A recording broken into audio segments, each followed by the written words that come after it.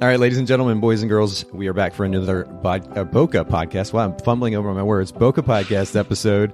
And I have Bryan Caporicci on the other side laughing at me already. So this is a good start to the to the podcast episode. Bryan, thanks for hanging out with me in the Bokeh Podcast community today. Hey, Nathan, it's a pleasure to be here. I'd say it's a pleasure to be on the other side of the microphone, but I'm still on the same side of the microphone, just the other side of the interview, I suppose. Well, and a fancy microphone at that. So to break the fourth wall a little bit, for those of you listening in, we were chatting. We were doing tech talk really before we got started. Bryan was showing me his setup there with a beautiful mic and so forth. And in fact, a teleprompter, which is, I think you're upping the ante way above what I'd even considered as we work on getting ready to produce a video version of the Bokeh Podcast. But Bryan was a huge help to me today already. So shout out to Bryan. Thanks, Bryan, for your help already. We could just shut down the podcast now and that's it. We're done. Somebody got some value. Yeah. No, but in all seriousness, we're gonna add a bunch of value to the lives of our listeners. And this may sound, I know I run the risk of sounding cliche by stating this, but that is my biggest goal with the podcast at the end of the day. And in fact, Bryan and I were just talking about this before we started recording, how there is so much content being created at this point. One of my biggest hesitations in creating content is that I'm adding to noise, and that there's so many options that it just kind of gets lost in the mix. Fortunately, our community gives us wonderful feedback, and so I'm going to keep going. But Bryan, what are your thoughts about, especially photographers, creating so much content, posting to Instagram, Facebook, and stories, and Snapchat, and doing all these things? Like, where's the balance between producing content for the sake of having just a presence online and creating noise? Yeah, I think it's challenging for us educators and for us, folks in the industry and businesses in the industry who want to add value and help and provide guidance and show up for the community, because there is a lot of noise. And it's funny because over the last, decade or just over a decade that I've been teaching to photographers, I've often said this idea, and I think it's more relevant now than it probably perhaps ever is. Knowledge is not power, because knowledge is almost cheap these days. Like, it's so easy to get the insight. It's so easy to get the information. It's doing something with that information. It's acting on it. And so that idea of, don't mistake motion for progress, or the idea of actually putting education into action, I think accountability is probably the biggest missing piece today. Ooh, accountability as in, like, this information, what are you doing about it? 100%. I mean, it's so easy to just consume, right? We can listen to podcasts, we can take courses, we can go to Clubhouse, we can do this, we can do that, we can read books. But how much of that are we actually doing anything with as consumers of content? And that is, I think, the onus of that, honestly, Nathan, is on us as educators. We have to show up in a different way to help people through that, to help guide people through actually implementing things instead of just leaving them inspired. So there's the educator side. Then there's hey, I just want to take wedding pictures or portrait, do portrait sessions and deliver great images to my clients. For photographers that, and that's probably the majority of our listeners, the photographers that are of that mindset, what do you think about content? I guess not just production, but consumption too. I mean, you mentioned Clubhouse a second ago, and that's yet one other platform. You and I have talked about this offline, that I again, my concern is that there's so much there. How much value is actually being gotten in the process? Because I know people are flipping something like Clubhouse on in the background, and they just kind of have it playing while they're also editing, or they're also writing a blog post, or they're scrolling Facebook. So they're multitasking, much like they probably do with podcasts as well. I just don't know what the balance is, and I want personally to be pushing through that noise. But how do photographers manage that, the consumption and as well the production of content? I think they have to be really critical about how they spend their time and how they consume content, because it's easy to get into that trap where we just want more and more and more. Apps like Clubhouse, tools like that, workshops, things like that, conferences, they feed into our fear of missing out. And so if we become a victim to that as consumers of content, as photographers looking to grow our business and find our space in the world and try and find ways that we can help our clients, if we just are always looking for the next thing. If we get sucked into that FOMO, then we're never really doing anything with the things we've already consumed. Yeah. It's the same as like, and it's funny to use this analogy now because it's probably not as relevant anymore, but it's the same idea as like, how many books do we all have in our collection of books, like business books or marketing books or sales and branding books or whatever kind of book it is, self-help books. How many books do we have that, we saw it at the bookstore and we were inspired by it. We loved it. We loved the concept. We read the dust jacket. It made a lot of sense. So we bought the book, right? We got excited about the book. But how many books do we have in our libraries that we felt inspired by when we bought the book and we took it home and we nicely placed it on the bookshelf and it's never left that spot ever since? Yep.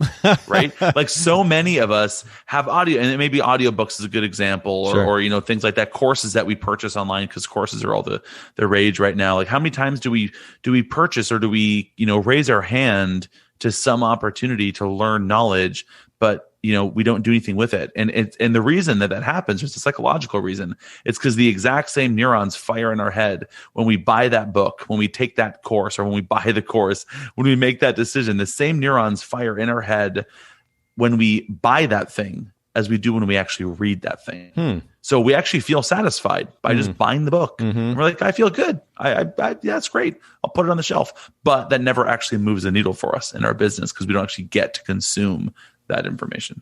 What do you think about the idea that, like, what if somebody were to say, all right, fine, I hear what you're saying, Bryan.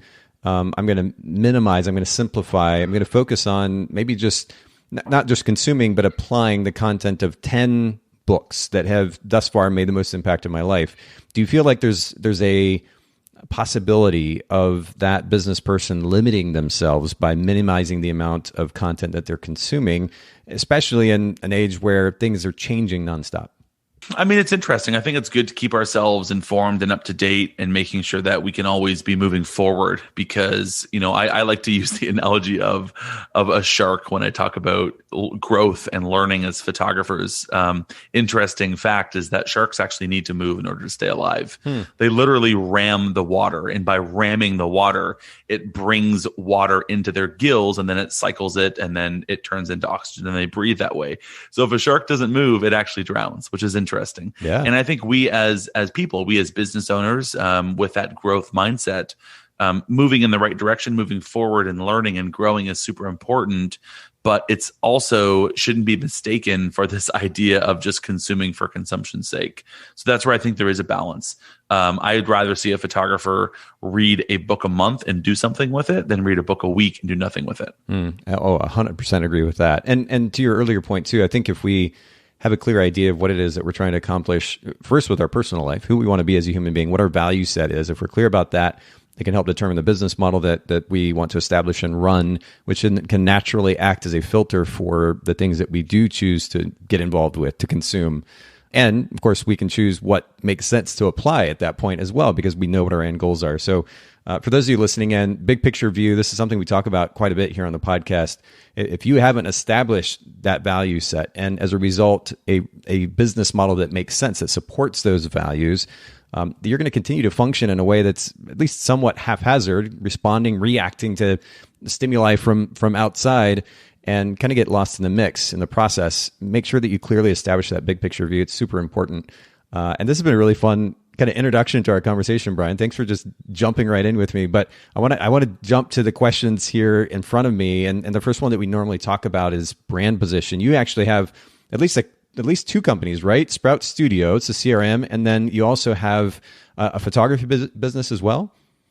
Yeah. So, I mean, I've been a wedding and portrait photographer for 15 years here in Niagara, Ontario, Canada. So I've been full-time making a living as a photographer, as the sole income provider for our family for 15 years. And so that's sort of like, where I came from. Yeah. And then, 7 or 8 years ago, I had this idea for what is now Sprout Studio to, build this tool that was sort of honestly like scratching my own itch because I was feeling this pain as a photographer in the weeds.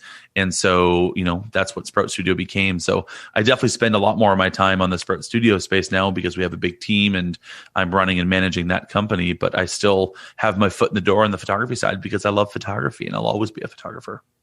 Well, for those of you listening in, if you want to kind of get a taste for Bryan's involvement in both of these companies, Sprout Studio as well as Bryan Caporicci Photography, you can go first of all to bcap.photo.com, just like it sounds, and we'll link to it in the show notes in case that was confusing. And then you can also go to getsproutstudio.com to learn more about Sprout. We'll talk about Sprout in more detail here in just a bit, but talk to me about brand position as it relates to both of these companies. There are CRMs in our photography industry. There are certainly plenty of photography businesses, I'm sure, even in your local marketplace. Will you describe what the brand positions are for each of the companies? Yeah, for sure. So on the Sprout Studio side, CRM is a really well-known categorization.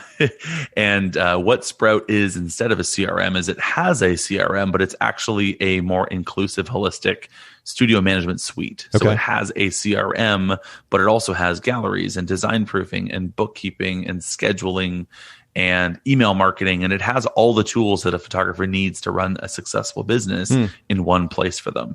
So that's always been my vision for Sprout, is to create a tool that gives photographers all the tools, not just one tool. So that's the sort of differentiation and the brand positioning on the Sprout Studio side. Ultimately, we exist to help creatives make a living doing what they love. And I do that because I know what it's like to make a living doing what I love, because I've done it for 15 years. Yeah. And, you know, my wife and I, we paid off our mortgage. She's a stay-at-home mom with our 3 kids. She has been for 7 years.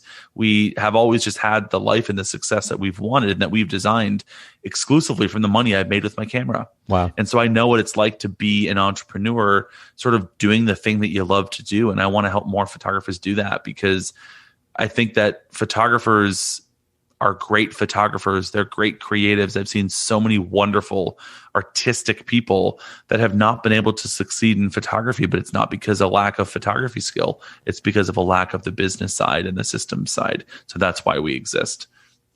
And so I'm on the homepage of your website for Sprout, and it says Studio Management Suite built for photographers by photographers. So pretty clear brand position statement there. And then your photography business, Bryan Caporicci Photography, how would you define the brand position for that company?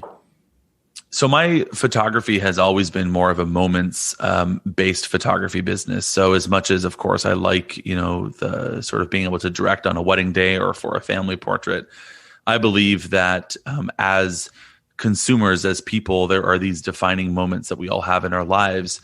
And I think that they're important to bookmark. I think that they're important to encapsulate. Obviously, we look at wedding photography, and well, wedding is one of those milestones. That's a big moment in a couple's life, probably arguably the biggest in their life together. But I believe that there are moments in between that are equally as important, that equally need to be underscored. But often they don't have enough breathing room in those spaces.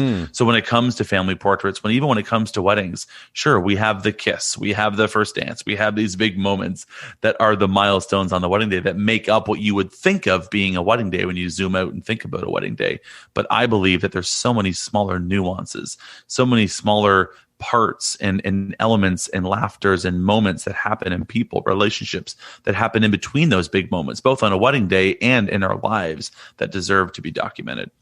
You know, and I'm again on the on your website, your photography website, and in the section about weddings, you say you want more than just pictures. You want to remember the feelings you had on your wedding day, and that's a pretty great way to describe it. And in fact, that is, and it's really a great segue to my next question about customer experience. But when we talk about how to make an impact on a potential client, and then ultimately on a client's life for the sake of building a business, it really comes down to how we make them feel. Photographers a lot of times get obsessed with the various technical elements of photography, or even just, you know, the Lightroom preset that they applied and the style of the quote unquote style of photography that they offer.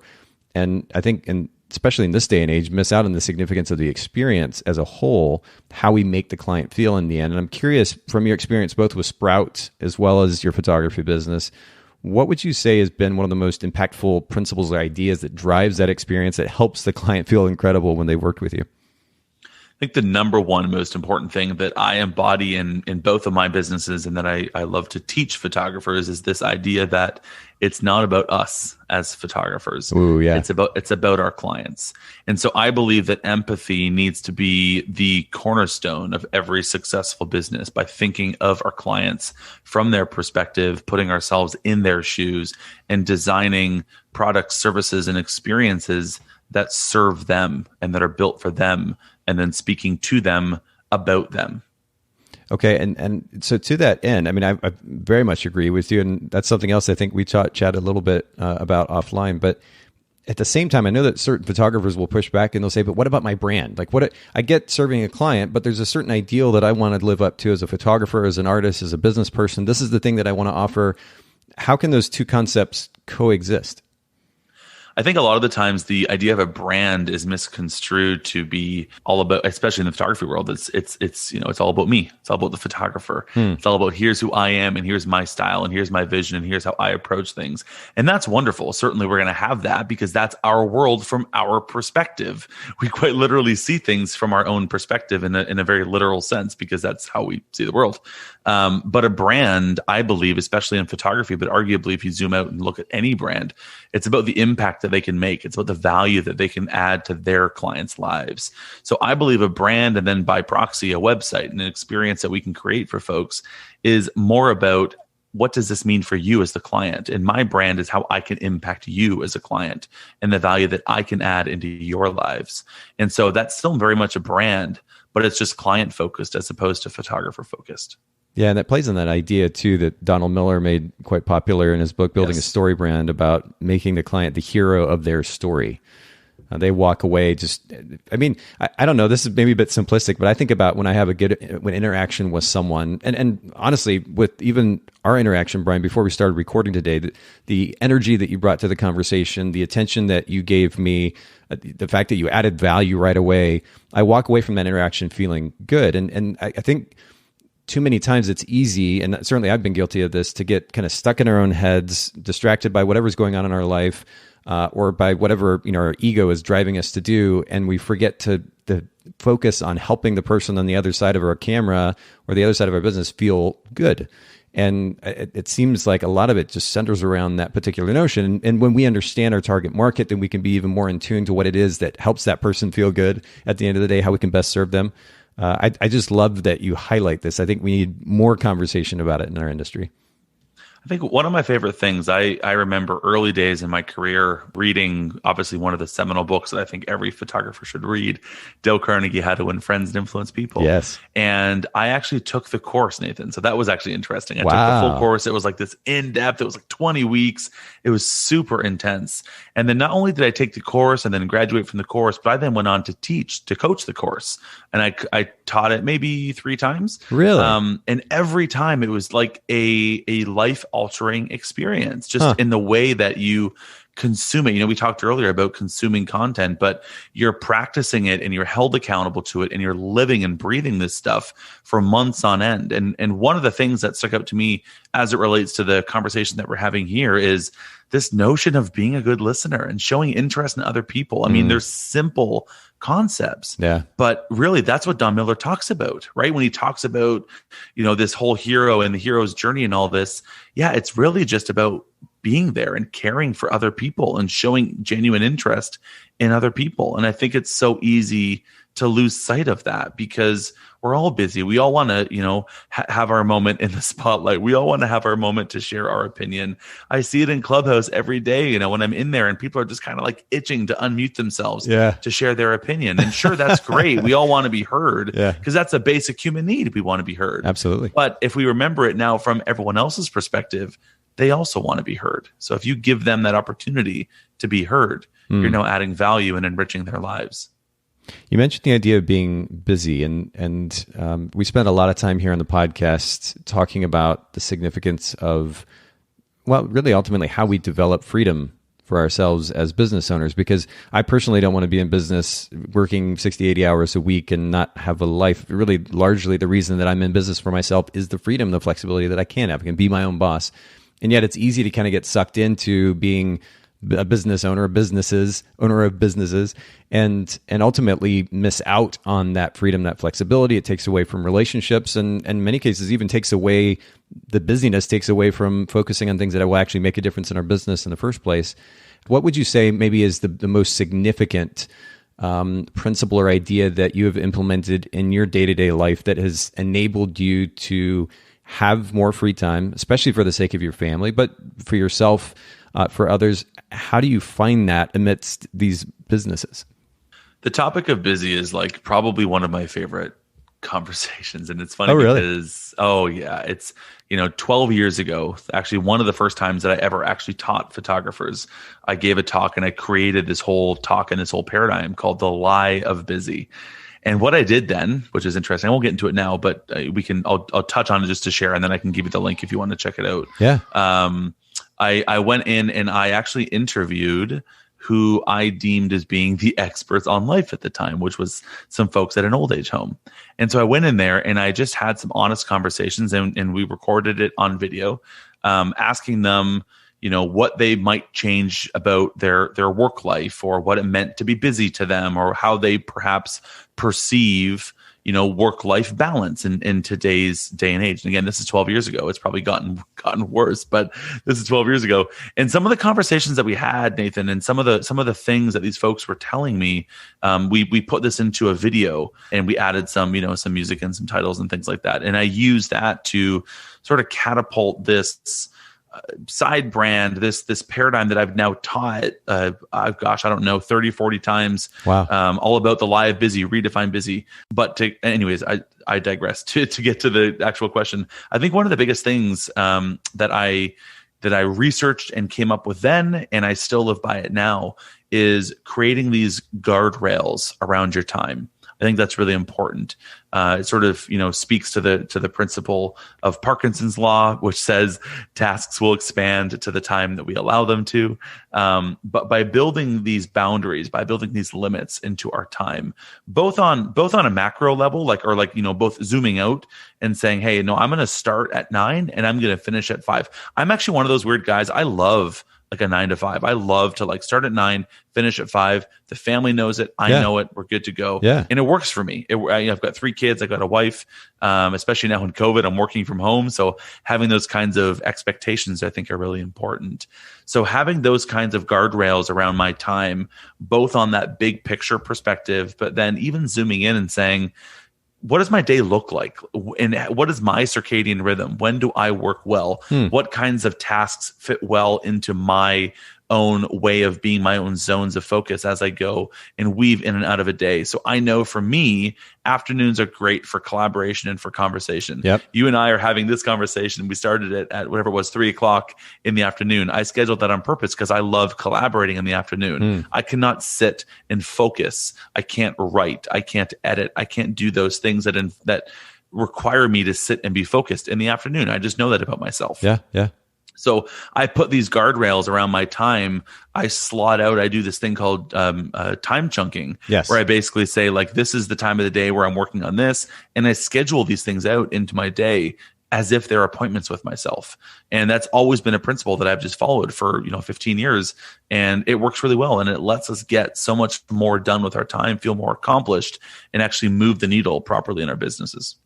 Delegation plays a massive role in time management as well. And I know that that's a natural part of your life, especially running a team, running a company like Sprout. But talk to me a little bit about that experience. And actually, what I'd really like to pick your brain about, because despite having helped run Photographer's Edit now for about 13 years, I'm still learning so much about the significance of delegation, and more specifically communication in the process of delegation. We talk about the idea of outsourcing or delegating editing work or administrative work or accounting or website design or album design, any of these things. At the end of the day, that can't happen effectively without communication, and good communication at that.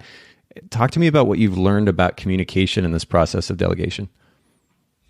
Yeah, I think there's so much in our daily lives that we need to be critical about, that we need to be thinking about and putting on the chopping block to understand. Number one, does it need to get done?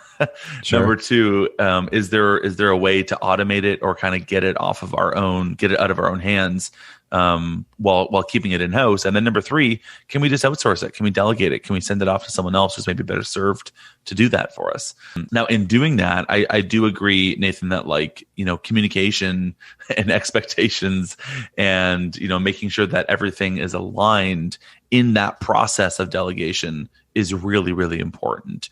I look at, for example, what you do. And, a lot of photographers will think about something like outsourcing their editing, and maybe they try it once, or maybe they even just heard of somebody who tried it once. And maybe they just basically said, hey, here's a Lightroom catalog. I need these images edited from this wedding. And then there's zero communication, there's zero expectations, there's zero conversation about what that actually means. Yep. And so then the photographer gets it back and they're like, yeah, no, it wasn't good. That wasn't how I edited it. Well, it's like, well, of course it's not how you would edit it, because A, they're not you. B, you didn't set any kind of expectation with them, and you didn't have a conversation about it. So I think those kinds of things will then sour that photographer from ever trying that again, when in reality, and this is a big thing, I'm a huge proponent of this notion of like having an intrinsic, this our own ownership, our own locus of control, an internal locus of control. Our results are our own fault. And I love that as a construct, because that example right there, it's really easy to be like, yeah, well, photographers edit, they didn't do it the way I would do it, so therefore I'm never going to use them again. But let's look at that a different way and say, well, what did I do that maybe the expectation was misaligned?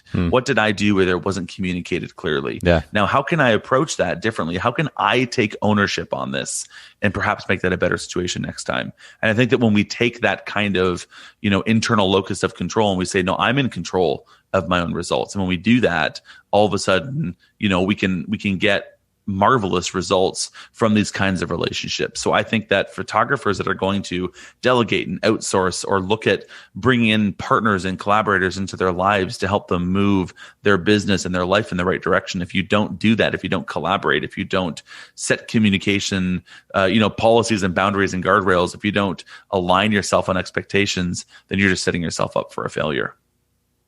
Talk to me about a favorite book. And I know we've mentioned a couple already, and I'm actually really curious where you're going to go with this. Maybe even 2 or 3, your top 2 or 3 self-help books, business books that come to mind that have made the biggest impact in your life. Oh gosh, I mean, it's so funny because the 2 we've talked about, I probably would say are my 2 favorites. Fair enough. So I mean, Dale Carnegie, How to Win Friends and Influence People. I think if anyone hasn't read that in the last year, read it. If you've never read it, read it yesterday. If you've read it, read it again. Like it's such a foundational book to the human condition and to relationships. And that's the business that we're all in as photographers, right? Is the relationship business. So it's such a great read. Dale Carnegie has another lesser known book called How to Stop Worrying and Start Living.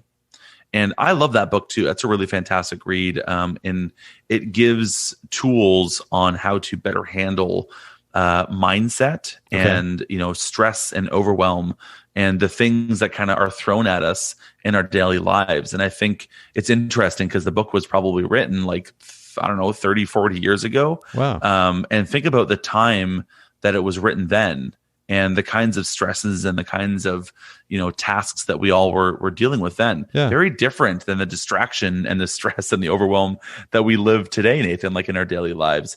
Yet, interestingly enough, the principles are just as relevant. And so that's a fantastic read that I would definitely highly recommend. And then I think Donald Miller's Building a Story Brand is really just like it's a great study on this, and the way that he puts it is just so beautiful and elegant and very clear on how to build a business that succeeds, which is this notion of putting our clients at the center of the story. And I have to say, too, that for anybody wanting to read a business book, I'm just a huge fan of Donald Miller. I've read, I don't know how many business books over the years, but when it comes to his writing style, there's just so much actionable information and a relatively minimal amount of fluff. Normally, reading a business book, you get like 80% fluff and 20% good stuff, actionable stuff. It feels like, sure. and he's reversed that. It's such a simple, clear style of writing. Right now I'm reading Marketing Made Simple, another book that he wrote, and thus far it's been it's wonderful. It's easy to read, easy to follow. You can't help but miss the very specific things that you're supposed to then go do. Speaking of acting on information.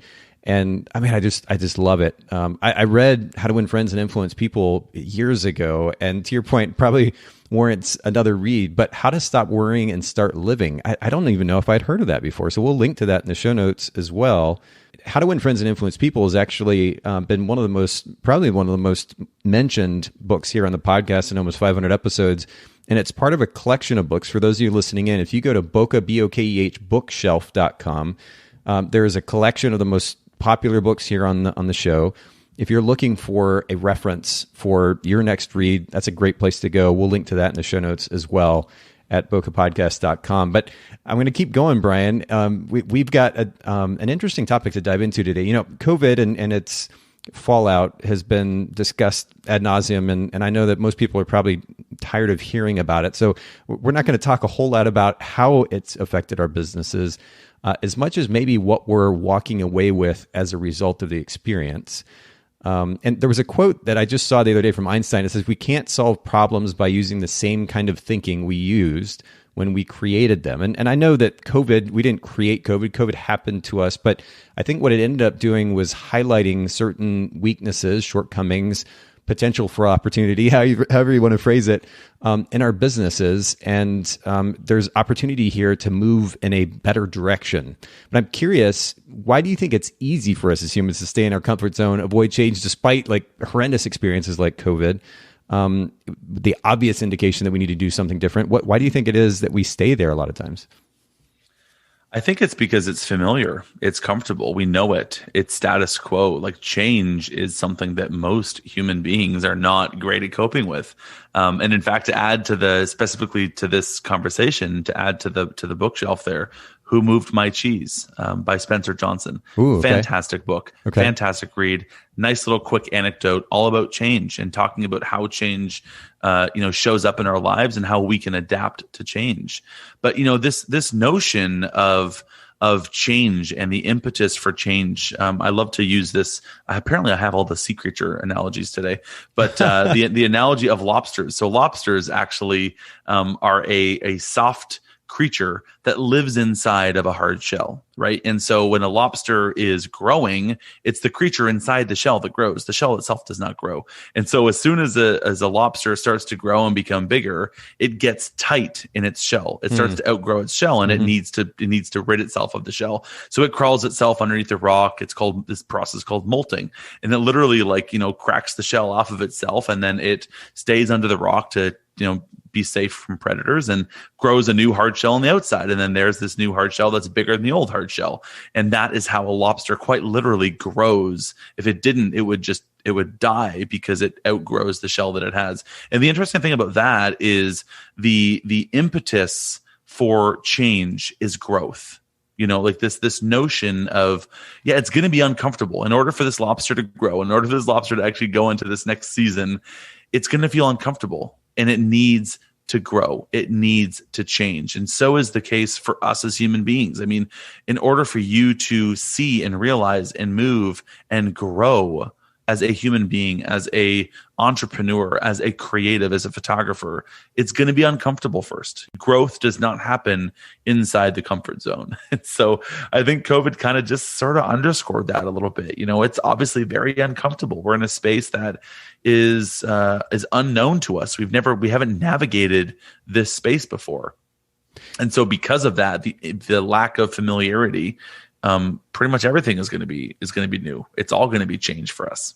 But I think a lot of times the reason why, even again, despite a situation like COVID, and of course we could list a million other ways that we have experienced trauma or challenging times in our lives or in our businesses, a lot of times the reason why we don't change because of it or despite that experience is that the potential pain that we're kind of projecting on this experience of change seems greater than remaining where we are despite the pain that we just experienced functioning in that way. It's a weird, almost contradiction, it seems. You talked about the significance of comfort. We stay with what we know, despite the possibility that it may shoot us in the foot later on, despite the fact that on the other side of a little bit of uncomfort in the process of change, we could have so much more as an individual, as a business owner. I don't know. It's an interesting almost dichotomy in that we make the choice to stay where we are despite the reality that we just realized. The interesting thing about that is like there's two core human motivations, and a lot of the decisions that we make as human beings is to either seek pleasure or avoid pain. Yeah. But the interesting thing about that is the desire to avoid pain is about 10 times more motivating than the desire to seek pleasure. So when we're looking at something like change, right, we often have that little tingle in the back of our neck, those insecurities, those fears, those things that we might associate with, but there's a bit of a risk associated to that. There could be some pain there. Yeah. So we'd rather have the pain that we're currently living in than the potential, which almost never happens, the potential for this pain by seeking change. And so the cycle seems to continue. I don't know. Do you? What's one way, before we talk about specific ways or specific changes you feel photographers maybe need to, I guess, the change that photographers need to make in their business, especially coming out of COVID? What is a way that photographers can step beyond that uncomfort, even just to get the ball rolling slowly in the right direction? So there's two ways I like to kind of look at this, or two, I guess, tools that I've used to address this. Number one, and I'm gonna Google this as we're talking because I want to make sure I get the name of the book right. It is not The Art of War. It is The War of Art. I always mix those two up. So the War of Art by Stephen Pressfield. Yep. Again, another book for the bookshelf. But he talks about this notion of fear and how fear is paralyzing. And yet at the same time, how oftentimes the greatest successes lie on the other side of fear. Mm-hmm. And almost every time that we're met with fear and we push through fear, it's never as bad as we think that it was.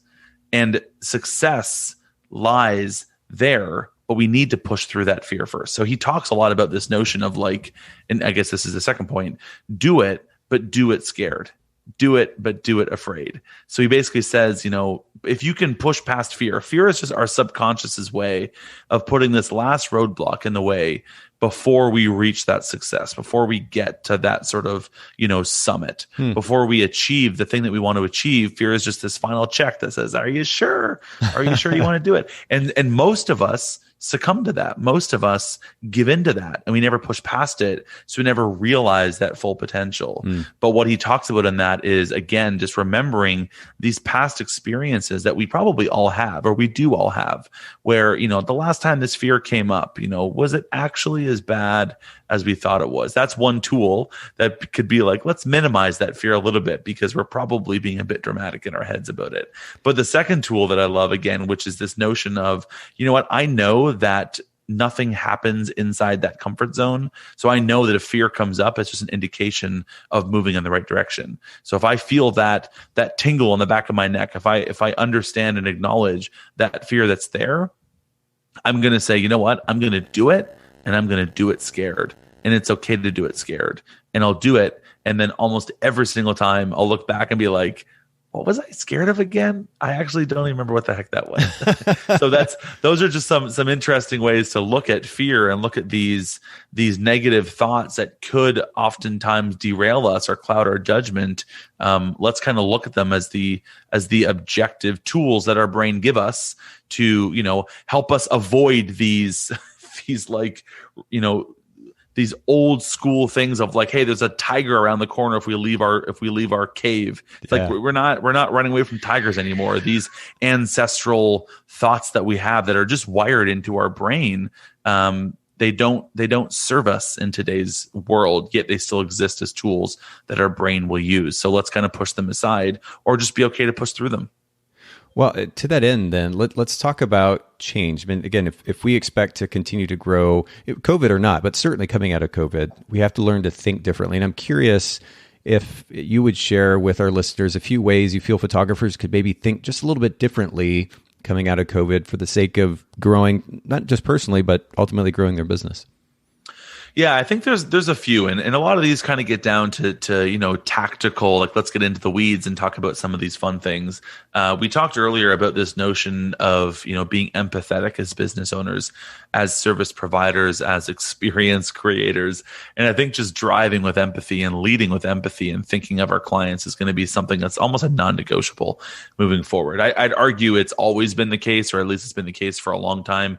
But I think that for a while, perhaps pre-COVID, photographers were able to get away with the sort of hero syndrome, to be like, no, it's your privilege to do business with me. But I think that now, during and post COVID, it's almost like, no, we fast tracked 5 years.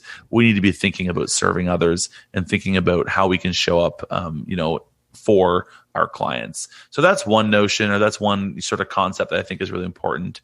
Another one that I think is going to be really, really foundational is this notion, or this idea of diversifying our revenue. How do we as photographers, what does that box look like? If I were to say, Nathan, like, hey, you're a wedding photographer, how do you make money? Well, I take pictures at people's weddings and then they pay me money for it. Yeah. So that's like the typical box that defines a wedding photographer. And I think that not only do we need to be thinking outside of that, in the sense that, let's stop calling ourselves wedding photographers. Let's stop calling ourselves newborn photographers. It's okay to be a photographer.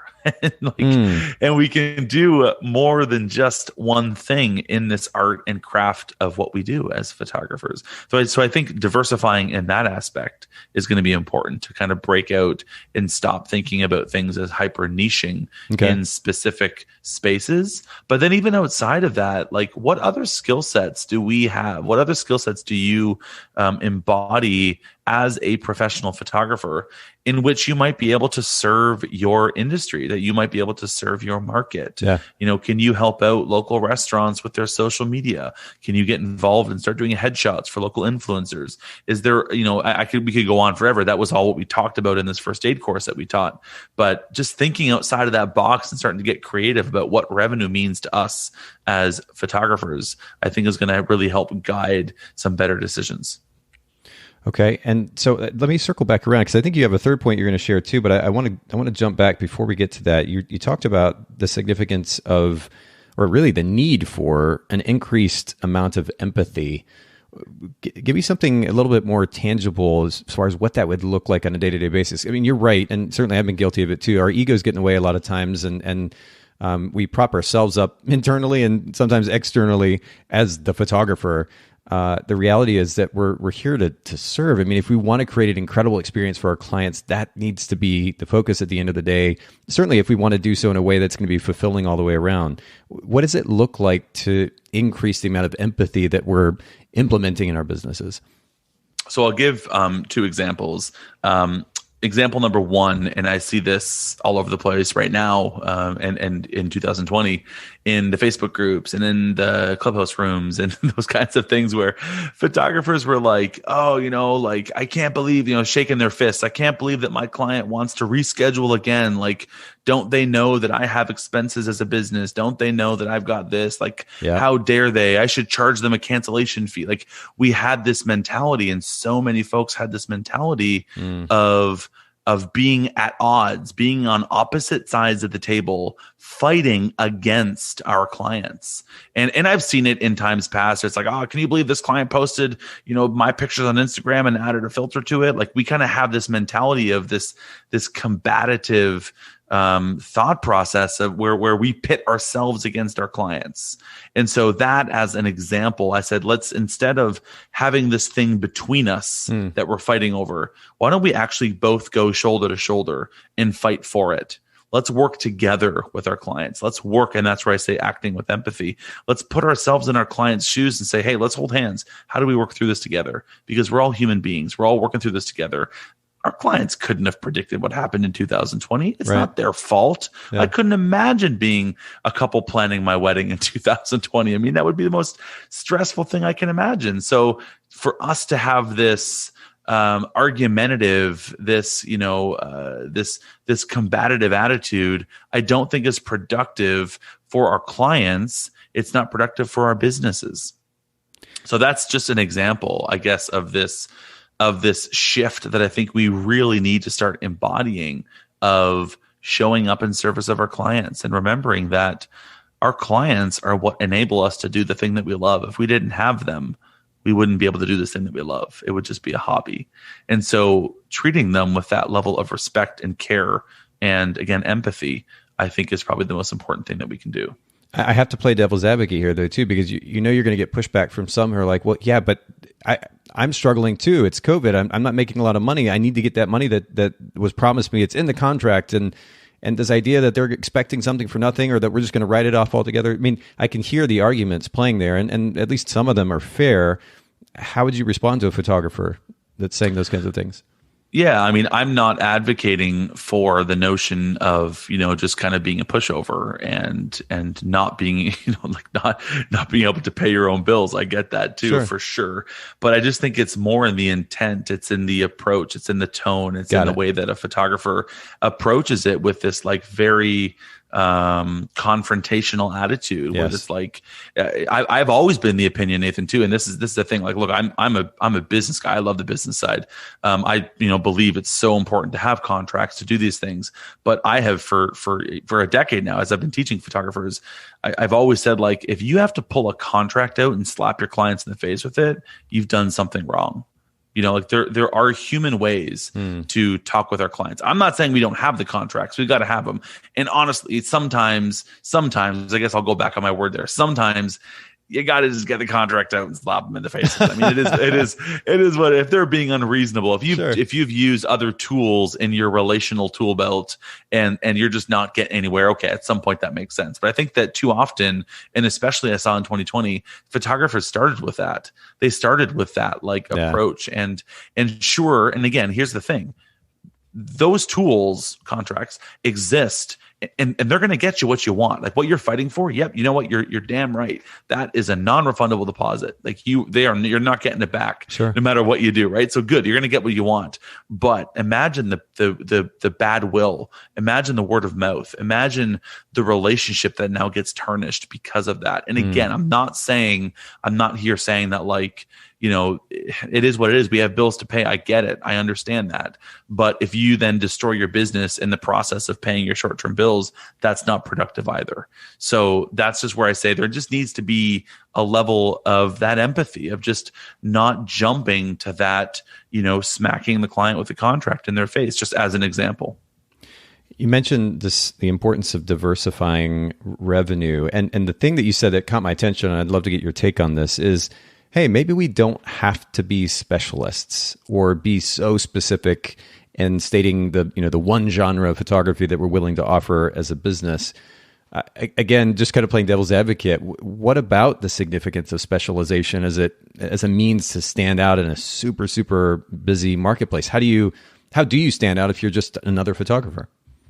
I think the notion of specializing is often perhaps misconstrued in the idea of needing to do only one thing. Okay. You know what I'm saying? So I love the idea of, if you're a photographer and you have a unique vision, you have a unique eye, you have a unique way of storytelling and of seeing the world and of servicing your clients, you can do that no matter who's in front of the camera, whether it's a couple in front of the camera or a family in front of the camera. If you see the world, if you can predict moment, if you can direct a certain way from a posing perspective, if you can light a certain way, if you have a certain aesthetic, whatever the case is, you can do that for more than one kind of thing in front of the camera. And so that's where I believe it sometimes gets misunderstood, right? Where photographers are like, no, this is what I love. It's like, that's cool. Do what you love. I'm not saying be a chameleon. I'm not saying that you have to just all of a sudden be everything to everyone. Okay. But instead, understand your vision, understand your voice, understand your approach as a photographer, but be a little bit open to perhaps who's on the other side of the lens, because then you can all of a sudden turn into being someone's photographer for life. And that's the process that I love. That's the process. And I've, again, been doing this for 15 years in the sense that I've I've now, followed folks through their journey of getting engaged to getting married to having kids to now, their kids are like going into high school. Yep. And it's just really neat and beautiful to be able to have been a part of that journey for them. And yes, it's been great from a relationship standpoint for me. I'm filled up by those kinds of relationships. But from a business standpoint, I've now had that client as a repeat client. They've booked me for 10 sessions over the years. Wow. And so the revenue opportunity there, I mean, we all know that we have to work a lot harder to get new business than we do to have repeat business. And I'm not saying that you're going to go after couples that, they're going to break up and then have another wedding, but I mean, have more business from the same kinds, from the same clients in other spaces. So that'd be my thought there is I think that the idea and the education, and this is again, where I'll point more of the fingers at the education space. And I won't be a fan favorite by doing this, but we as educators have been talking about specializing, have been teaching this idea of like, do one thing really well, only do this one thing for this one kind of client. They drive this, they go to this gym, they go to this restaurant, they live in this area, they have these kinds of friends, they feel these kinds of ways. Like we've been talking about that. And I'm not saying that you shouldn't care about your ideal client, but I'm saying that that's been taught as the be all and end all. And if you peel back the sort of layers there, a couple of things. Number one, a lot of the folks who are teaching that are not doing it anymore because they're teaching it. They're teaching more than they're doing, which is a whole other side note. But number two is even those that can find success doing that, hyper niching, which I think is wonderful. And there are folks who can do it. There are some fantastically successful photographers who have found and built a great business model off of hyper specializing. But I think that for every one of those photographers, there's 100 who can't do it. It's almost like trying to get in the NBA. There's a lot of people that want to get there, and there's a lot of really great basketball players, but very few actually make it to the big leagues. And I think that's also equally true in this conversation here. Well, I'm thinking too, as you're describing the way that a photographer might think a little bit differently in this regard, instead of hyper focusing on one particular genre or some subset of a genre of photography, think more about, and I know I keep going back to this, but more what they're out to do as a business owner, kind of on a big picture level. What are the values that I want to represent with this business? What is it that I'm trying to accomplish on a bigger picture level as an individual? And as a result, what is that business model I'm bringing or that I'm creating here? And that can be represented, or it could be multiple businesses for that matter, that support this notion. Just as a maybe a small example for myself, I do have my individual values, but ultimately those play into two of the most important things to me right now as an entrepreneur, as somebody who's starting different brands and companies, and they center around time and relationships, saving people time and encouraging happier relationships. And of course, a lot of times, more time can certainly help make for happier relationships. But the companies that I'm involved in, the podcasts that I'm involved in, sometimes I think people get a little bit confused because I'm talking about all these different things, all these different brands, all these different activities that I'm involved in. But at the end of the day, it centers around those two ideas, supporting those two ideas, giving people more time, encouraging happier relationships. And so that's where I'm coming from as a business owner. And what that means is that I'm not stuck to just one thing. I can do so many different things as an entrepreneur that support those big ideas. And so I'm wondering, is that the kind of idea that you're talking about here, that we focus on kind of bigger picture ideas and use photography, whatever genre it might be, as a vehicle to serve those bigger ideas? 100%. Yeah, that's 100% spot on, Nathan. Like, it's like we have these beliefs, we have these pieces within us that are our unique view on the world, and we all have something unique. We can all bring something beautiful to the table. What I love about this is it has nothing to do with photography, right? Like, if you think about this, it's like the way that I see the world is different, Nathan, than how you see the world, which is different than how the listener right now sees the world. And whether or not they've been in business for 10 years or 10 days, they have a unique vision. They have something beautiful that they can bring to the world. Photography can be a vehicle for that, but so can 1,000 other things.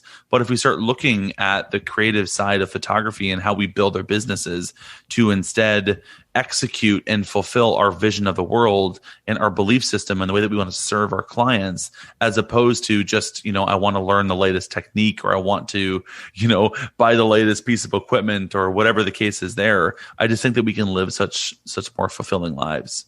Yeah, fulfilling and free too. There's a certain excitement, at least for me anyway, that comes from, okay, I don't have to limit myself just to this one industry or this particular type of business. There's so many possibilities there when we're working for a bigger idea. It's exciting. And I really appreciate you highlighting that idea. I think in closing here, though, I want to get your take on one more thing as it relates to thinking differently, especially coming out of a situation like COVID. You mentioned that you paid off your house through your photography, which is not something that a lot of people can speak to just in general, certainly not in the photography industry. But I wonder if on a financial level, you might have a recommendation or two as to how photographers, just based on the conversations that you've had, the experience that you have in the industry, might think a little bit differently when it comes to managing their finances to be able to, I guess, hedge from potential stressors that many of us experienced in this past year. Oh man, finances are such a fun conversation. Everyone's like, hang on, they're talking money. I'm out. I'm peace. No, I love it. And I'm so glad to have the opportunity to talk about that, because it is something that isn't talked about enough. I think a couple of things. I think number one, the topic of pricing is something I absolutely love. I won't get into the actual pricing conversation, but I think, pricing yourself appropriately and making sure that you're delivering value to your clients in a proportionate way to the prices that you charge, I think is important, because that way you can be earning the revenue that will, enable you to do the things that you want to do, kind of what we're talking about here. So that's the first thing. Beyond that, I think that being mindful of, budgeting and project, which just sounds so unexciting and so non-sexy, but, projections and budgeting and having, a strict outlook on what you do with your money, I just think is so important, because if we otherwise have if we have no map that guides the decisions that we make. And this is true. We talked earlier about customer experience. We can talk about this as it relates to marketing. We can talk about it really as it relates to anything. But if you don't have a map that really guides the decisions that you're going to make, how are you going to know where you're going and when you're there? And so I think when it comes to the finance side, and I've seen this literally hundreds of times. I'm sure so have you, and I'm sure the listener right now has probably experienced this, where we get that little uptick in revenue, or we get that wedding payment, or we get that print order, and then we immediately start thinking, what can I buy with that? Right? Yep. We think about how do we spend the money almost before we even have the money, or we think about the new whatever the camera is just came out, and then we start to justify why we need to buy it. And I'm not saying, look, I've got gas as much as the next photographer does. So I'm not here to criticize. I'm right there with you guys. But I think that unless we give ourselves the boundaries, again, we talk about guardrails. We talked about them earlier with time. But if we give ourselves these guardrails around how we spend our money, then we can be a little bit more intentional about the areas that money goes to. And also, if we're able to zoom out from all of this, we can make more discerning judgments and more appropriate planning on how the money is actually spent. If we think about it, for example, taxes. Yeah. Taxes is nothing surprising for anyone. We know. I know here, like in Canada, when I collect $1,000 from a client, I know that I've got to collect from them $130 that I then have to turn around and give to the government. I know that that's just a reality. So I'm charging the client $1,130. Wow. Now, so many photographers take that $130, they put it in their bank account and they forget about it. And then they forget about it. And then they forget about it. Mm-hmm. And then a year comes down, tax time comes, and the tax man says, hey, you owe $20,000. And they say, I don't have $20,000. Yeah. Where's that money? It's like, well, you collected it didn't you plan for it? Like you should have put it in an account and kept it aside. I mean, same is true for income tax. Same is true for a lot of things. I mean, heck, same is true for like retirement planning. I mean, we as photographers, I mean, this is a whole other topic, but we as photographers, I mean, we don't have a pension plan. We don't have, these structures in place. We don't have an employer contributing to RRSPs.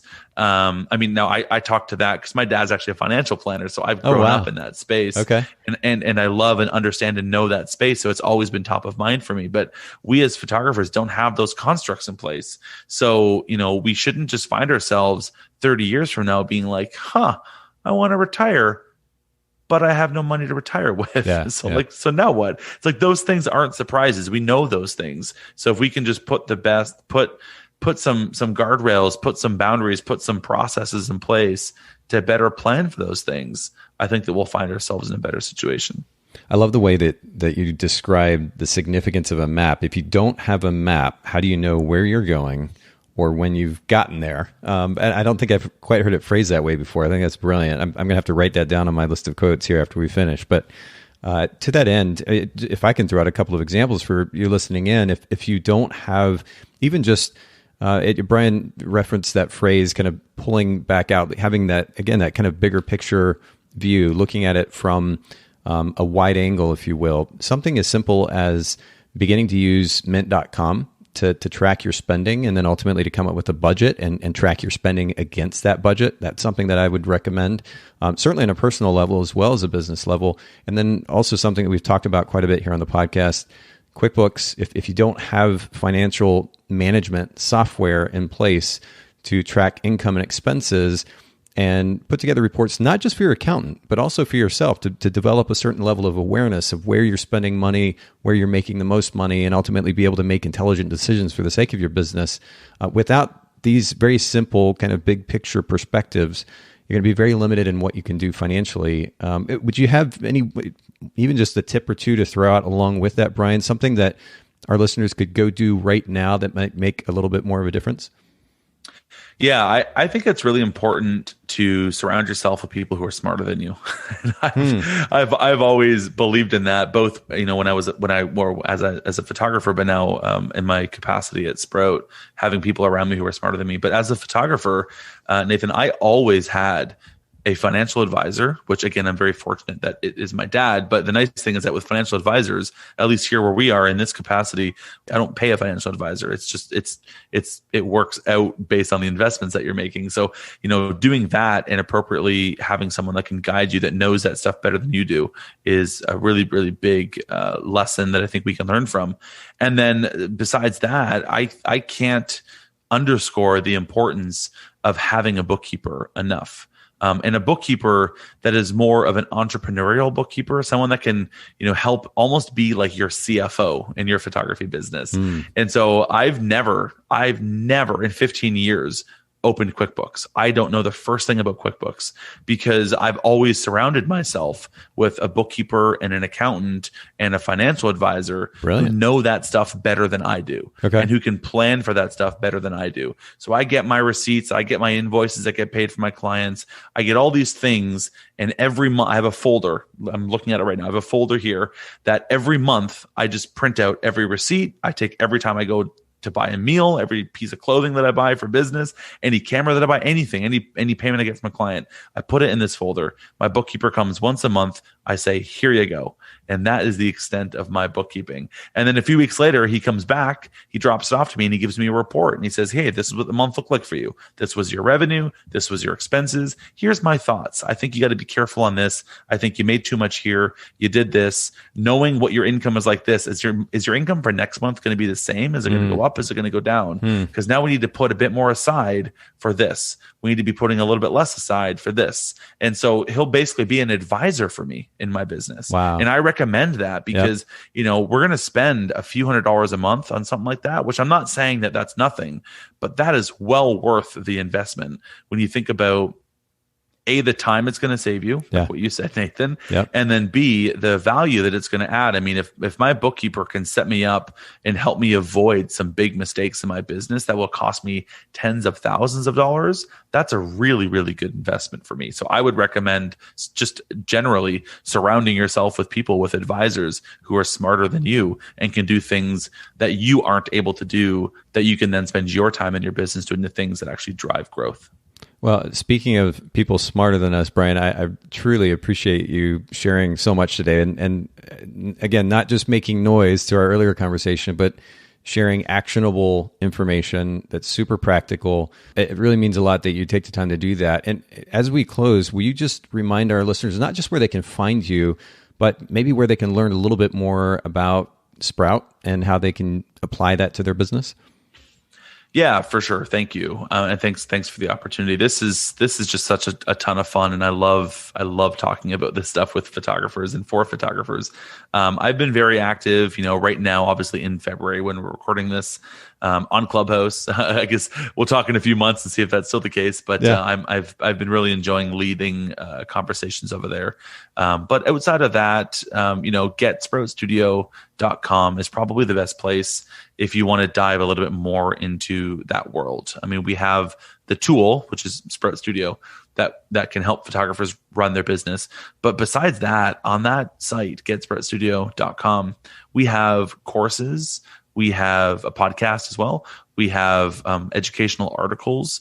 We even have calculators on, how to price yourself. We have a calculator, which is a fun one, where you can basically punch in an opportunity that you might be considering pursuing to grow your business. Yeah. And we'll actually help you rank them to say, hey, this is the order that you should do it based on these variables that you've just told us. So we have a bunch of tools like that and articles and content that'll not only, again, give you the insight, but it'll actually, help guide your decisions and then hopefully hold you accountable to it. So GetSproutStudio.com is probably the best place for that. Man, that's great. Well, and I know that you're focused on adding as much value as possible there.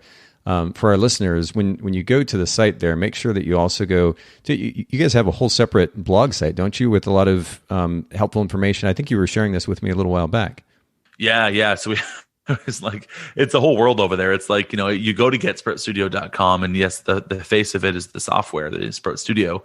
But behind the scenes there, again, we've been writing educational articles for years and years and years. So there's topics on, if you Google pricing for photographers, we're like the number one article, and we get thousands of views a day on that article just because it's a topic that people struggle with. So, there's a ton of content there if you want to dig into it.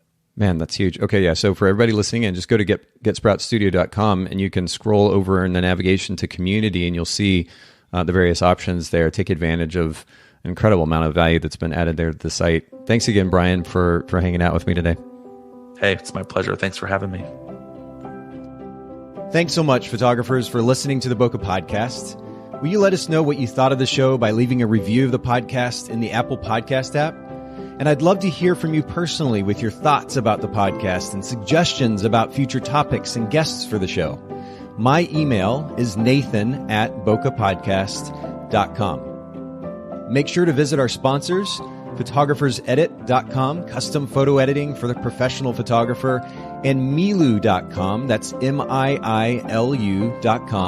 the simplest way to create and manage timelines and shot lists for the events you're photographing.